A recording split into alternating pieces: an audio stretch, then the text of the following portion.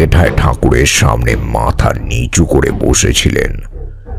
আমি নিজেই তাকে ডাকতে না করেছিলাম। তারপর বাড়ির মধ্যস্থল যথাসম্ভব শীঘ্রই মিলনকে দিয়ে পরিষ্কার করিয়ে আমি একটি যজ্ঞ করার কুণ্ড তৈরি করি মাটি দিয়ে।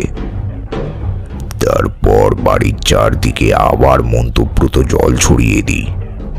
সেই দিনটা আমার উদ্বেগের সঙ্গেই দিনটা কেটেছিল, কারণ আমি নিজেও নিশ্চিত ছিলাম না আদেও আমার পক্ষে সম্ভব হবে কিনা।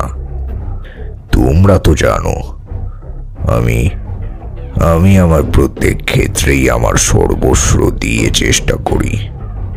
এক্ষেত্রেও আমি তার ব্যতিক্রম কিছু করিনি। তারপর সন্ধ্যা নামলে যথাসময়ে গাত্র বন্ধন করে আমি যজ্ঞকুণ্ডতে ঘি ঢেলে দিই। তারপর আগুন জ্বালিয়ে মন্ত্র উচ্চারণ শুরু করি। অন্যদিকে আমার মন্ত্র উচ্চারণে প্রায় সঙ্গে সঙ্গেই দোতলার ঘরের জানলা দরজা তীব্র হাওয়ায় খুলতে আর বন্ধ হতে থাকে।